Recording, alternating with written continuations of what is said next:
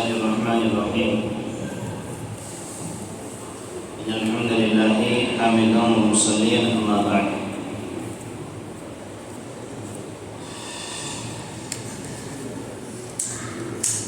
پندرہویں پارے کی چند آیتوں کا خلاصہ،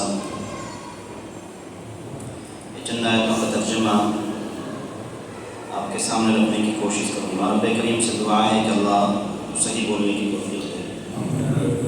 15ویں پارے کی ابتدا سورہ بنی اسرائیل سے ہوتی ہے اور سورہ بنی اسرائیل کی ابتدا لفظ سبحان سے ہوتی ہے۔ اس کی ترجمہ یا معنی اور مفہوم کو پہلے بھی کئی بار بذریعہ خطبہ جمعہ ہم سن چکے ہیں۔ فرمایا اللہ رب العالمین نے سبحان الذی اسریٰ بعبدہ لیلا من المسجد الحرام، کہ بابرکت ہے اور پاک ہے وہ ذات جو لے گئی اپنے بندے کو من المسجد الحرام من المسجد الاقصی، مسجد حرام سے اور مسجد اقصی تک، الذی بارکنا حولہ، اور لے جانے کا مقصد یہ تھا تاکہ دکھائیں جائیں اس کے ارد گرد کی کچھ نشانیاں۔ الذی بارکنا حولہ، جس کے ارد گرد کو اللہ رب العالمین نے کیا ہے بابرکت بنایا ہے۔ انہ هو السمیع البصیر، بے شک وہ سننے والا ہے اور دیکھنے والا ہے۔ یہ کیا واقعہ ہے پورا ہم نے خطبہ جمعہ میں اس موقع پہ جو اسراء اور معراج کا ذکر ہوا تھا سنا۔ آگے اللہ رب العالمین نے بیت مقدس کے بارے میں ارشاد فرمایا کہ 2 بار بیت مقدس میں لوگوں نے حملہ کرنے کی کوشش کی، یا جو وہاں کے رہنے والے تھے انہوں نے جب مسجد پر زیادتی کی، یا مسجد کے مسائل یا دینی مسائل میں جب وہ بگڑے تو ان پر اغیار کا حملہ ہوا اور غیروں کے ذریعے سے انہوں نے منہ کی کھانی پڑی۔ بہرکیف آگے اللہ رب العالمین نے آگے ارشاد فرمایا ان احسنتم احسنتم لانفسکم وان اسأتم فلہا، اگر تم اچھائی کرو گے، احسنتم احسنتم لانفسکم تو اچھائی تمہارے لیے ہے، وان اسأتم فلہا، اور اگر کوئی بھی برائی کرو گے تو برائی بھی تمہارے لیے ہے۔ آیت کریمہ کے الفاظ پر ہم غور کریں، دونوں ٹکڑوں پر غور کریں تو اللہ رب العالمین نے کہا ہے ان احسنتم، اگر تم اچھائی کرو گے تو احسنتم بھلائی تمہارے لیے ہے، وَإِنْ أَسَأْتُمْ، اور اگر تم برائی کرو گے تو فلاح تمہارے لیے ہے۔ اگر آیت کریمہ کے ان الفاظ پر غور کریں اور ترجمہ پر غور کریں تو معلوم ہوگا کہ اللہ رب العالمین نے جب بھلائی کا ذکر کیا تو 2 بار کہا ہے۔ احسنتم احسنتم، اگر جملہ پورا کرنا چاہیں تو ایک بار کہہ کر کے بھی جملہ پورا کر سکتے ہیں اور بات کمپلیٹ ہو سکتی ہے۔ 2 بار اللہ رب العالمین نے بیان فرمایا۔ مقصد یہ ہے کہ اچھائی اگر ہے تو اچھائی کو بار بار بیان کیا جانا چاہیے، اچھائی اگر ہے تو اچھائی کو کئی بار بیان کرو، اور برائی اگر ہے تو برائی کو چھپا کر کے رکھو، برائی کو ظاہر نہ کرو۔ آیت کریمہ ہے، آیت کریمہ کا ترجمہ ہے اور ہمارا اپنا رویہ ہے، ہم غور کر سکتے ہیں۔ حقیقت بالکل اس کے اپوزٹ ہے۔ ہم کتنی ہی اچھائی دیکھیں، کسی کی اچھائی کو بیان کرنا ہمارے لیے ایسا لگتا ہے کہ بہت بڑے نقصان میں ہم چلے جائیں گے، اور برائی کو اچھالنا، برائی کو بیان کرنا ایسا لگتا ہے کہ ہم کتنی بڑی عزت کما رہے ہیں۔ اور خاص طور سے ایسے موقع پر جب سامنے والا شخص غریب ہو، فقیر ہو یا مسجد کا امام ہو تو سمجھ لیجئے کہ بہت آسان ہوتا ہے کچھ بھی کہہ دینا، کچھ بھی کہہ دینا۔ بہرکیف قرآن کریم اور اللہ رب العالمین کا کلام اس چیز کی وضاحت کرتا ہے کہ ہمیں اچھائیوں کو زیادہ بیان کرنا چاہیے اور برائیوں کو ہمیں چھپانا چاہیے، اور یہ سمجھتے ہوئے چھپانا چاہیے کہ اگر آج ہم کسی برائی کو چھپاتے ہیں تو رب کریم بروز قیامت ہماری برائیوں کو چھپائے گا، اور اگر نہیں چھپا سکتے تو اصلاح کا ایک ذریعہ ہوتا ہے، وہ یہ ہوتا ہے کہ سامنے سے جا کر کے اس کو بتا دیا جائے۔ ہمیں اس طریقے کو اپنانا چاہیے اور اس طریقے سے اپنانا چاہیے کہ اس طریقے سے بتایا جائے، اس طریقے سے کہا جائے کہ سامنے والے کو ایسا محسوس نہ ہو کہ میری بے عزتی کی جا رہی ہے یا سب کے سامنے ذلیل نہ کیا جائے۔ تنہائی کے عالم میں اور الگ تھلگ بیٹھ کر کے اس طریقے سے سمجھایا جائے کہ صاحب آپ کے اندر ایسی ایسی خامی ہم نے دیکھی ہے، بہتر ہے اگر دور کر لیا جائے گا۔ بہرکیف ہم اپنے معاملات پر غور کریں۔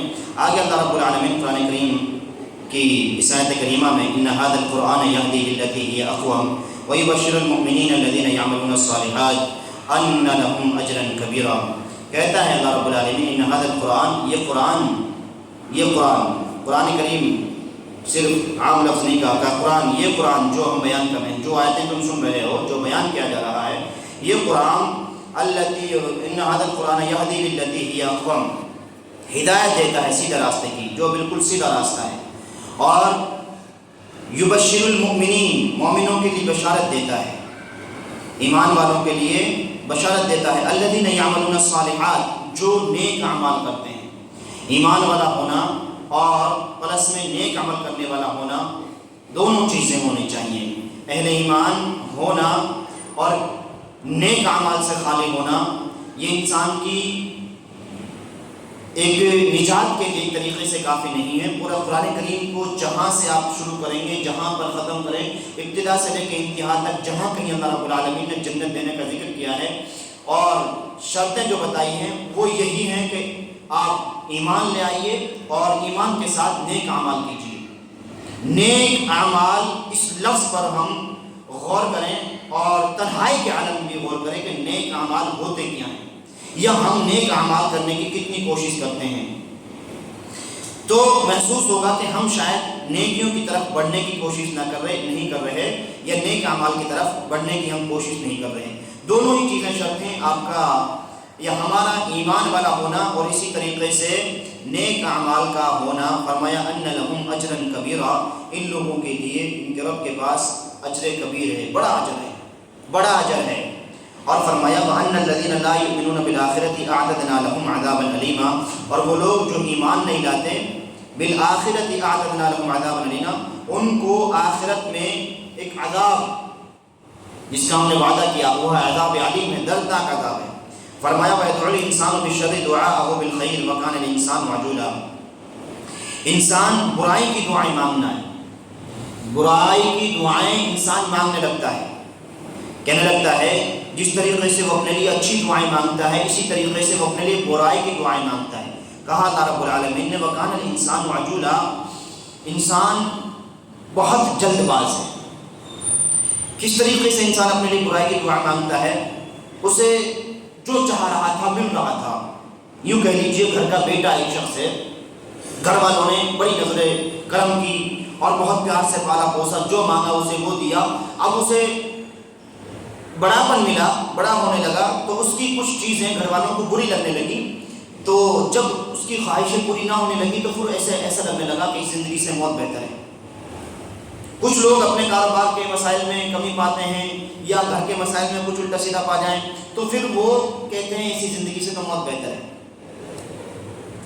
ایک شخص ہے نبی کریم صلی اللہ علیہ وسلم کے سامنے جب جنگ بدر ہو رہی تھی تو اس نے جنگ بدر میں کہا وَإِذْ قَالُوا اللَّهُمَّ إِنْ كَانَ هَذَا هُوَ الْحَقُّ مِنْ عِنْدِكَ فَأَمْطِرْ عَلَيْنَا حِجَارَةً مِنَ السَّمَاءِ، اس نے کہا تھا کہ اللہ اگر یہ محمد جو کہہ رہے ہیں صحیح ہے، ان کا قَالُوا اللَّهُمَّ إِنْ كَانَ هَذَا هُوَ الْحَقُّ صحیح ہے اور حق ہے، فَأَمْطِرْ عَلَيْنَا حِجَارَةً مِنَ السَّمَاءِ، تو ہم پر کیا کر آسمان سے پتھروں کی بارش کر دیں۔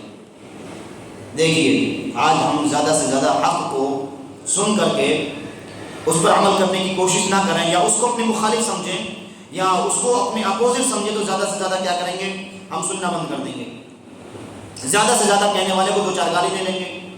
اور یہ تو سوچ رہی کہ کوئی بھی کسی کو مارے، آج کے دور میں کوئی کسی سے پٹتا نہیں ہے، کوئی بھی ایک بڑا ہی چھوٹے کو مارنے کی کوشش کرے تو چھوٹا بھی دو چار گالی دے کر کے بھاگ جاتا ہے۔ فرمایا قال اللہم ان کان ھذا ھو الحق، انہوں نے اللہ کے نبی کو گالی نہیں دی اور مسائل رہے ہوں گے الگ مسئلہ، کہا اگر یہ سچ ہے اور حق ہے تو اللہ تم پر بارش نازل فرما پتھروں کی، حجارۃ من السماء۔ بتائیے یہ شخص کتنا ظالم اور کتنا بے وقوف رہا ہوگا جو اللہ تعالیٰ سے وہ مان رہا ہے اللہ تعالیٰ، سوچ رہا ہے کہ سامنے حق ہے، اس نے جب نشانیاں دیکھی، اس نے مسائل کو جب دیکھا تو مان بھی اس نے لیا. اسی لیے تو کہا کہ اگر حق ہے تو ہمارے اوپر بارش نازل فرما دے. ایسا نہیں ہونا چاہیے تھا، ہونا یہ چاہیے تھا اگر حق ہے اور سچ ہے اور صحیح ہے تو اللہ ہمیں بھی عمل کرنے کی توفیق دے. یہ تو ہونا چاہیے تھا، یہ ہونا چاہیے تھا کہ اللہ اگر تو اس کا راستہ یا ان کا راستہ، محمد کا راستہ صحیح ہے تو اس راستے پر ہمیں بھی چلا دے. لیکن انسان نے اور مزید جب مخالفت دیکھی اور اس نے دیکھا کہ مسائل ایسے ہیں تو کہا کہ اللہ تو آسمان سے بارش نازل فرما دے. بتائیے کتنا بڑا ظالم رہا ہوگا یہ شخص. ایسے ہی انسان آج کے دور میں اپنے لیے بہت جلدی میں تھوڑی سی پریشانی کیا دیکھی، تھوڑی سی مصیبت کیا دیکھی، اس نے اللہ تعالیٰ سے اپنے لیے بد دعائیں کرنے لگا. وہ اللہ تعالیٰ سے اپنے لیے، اپنے گھر والوں کے لیے، اپنے بچوں کے لیے، یا ایک ماں ہوتی ہے بچوں کی طرف سے تھوڑی سی تکلیف پہنچے تو وہ اپنے بچوں کے لیے بد دعائیں دینے لگ جائے، باپ کو اپنے بچوں کے لیے بد دعائیں دینے لگ جائے. آپ غور کریں، اگر اللہ تعالیٰ ہماری بد دعاؤں کو قبول فرما لینا تو یقین مانیے نہ جانے کتنے سارے عذاب ہمیں دنیا میں جھیلنے پڑیں. اور مائیں تو خاص طور سے دھیان رکھیں، اگر ہماری بد دعائیں اپنے بچوں کے حق میں اللہ تعالیٰ قبول کرے تو بچوں کی زندگیاں نہ جانے کہاں سے کہاں اور کتنی ذلیل و رسوائی کی طرف ہو جائے. اور غور کیجیے، اگر ہمارے بچے آج کے دور میں ظالم ہیں اور بہت زیادہ ظلم کی طرف ہیں، بہت زیادہ غلط راستے پر ہیں، کہیں ایسا تو نہیں کہ ہم نے اپنے بچوں کو بد دعائیں کی ہیں؟ کہیں ایسا تو نہیں کہ یہ دعائیں ہم نے کی ہیں کہ اللہ تعالیٰ تجھے برباد کرے، تجھے غرق کرے، اللہ تعالیٰ تیرا بیٹا غرق کرے، تیرا یہ ہو جائے، تیرا وہ ہو جائے؟ یہ سب چیزیں کہیں ہم نے تو اپنے بچوں کو تحفے میں نہیں دی ہیں. بچوں کا دین سے دور ہونا، بچوں کا غافل ہونا، ماں باپ کو ستانا، ماں باپ پر ظلم کرنا یا بہت زیادہ غلط راستے پر لگ جانا، یہ کہیں ماں باپ کی دعاؤں کا اثر نہیں ہے. احساس کرنا چاہیے. فرمایا اللہ رب العالمین نے آگے وَكُلَّ إِنسَانٍ أَلْزَمْنَاهُ طَائِرَهُ فِي عُنُقِهِ، انسان کی اچھائی اور برائی ہم نے اس کے گلے لگا دی ہے. جیسا کرو گے وَنُخْرِجُ لَهُ يَوْمَ الْقِيَامَةِ كِتَابًا يَلْقَاهُ مَنْشُورًا، بروز قیامت ہم اس کے سامنے اس کا نامہ اعمال لائیں گے اور اس سے کہیں گے کہ کھول اور پڑھ لیں. انسان جو اچھائی کرے گا، جو برائی کرے گا وہ اس کے ساتھ ہے. جیسے بھی کرے گا وہ اس چیز کو بھول جائے گا اس کا حساب و کتاب نہیں ہے، یا اس کو جیسا کر رہا ہوں اس کے بعد اس کا کوئی مسئلہ نہیں ہے. ایسا ہرگز نہیں کہا. اقرا کتابک، اللہ تعالیٰ کہے گا دیکھو یہ تیری کتاب ہے، پڑھ اس کو. اقرا، تو پڑھ کتاب کا، اپنی کتاب کو. کفا بنفسک الیوم علیک حسابا، علیک حسیبا، اللہ تعالیٰ کہے گا کہ آج اپنا حساب کرنے کے لیے تو کافی ہے.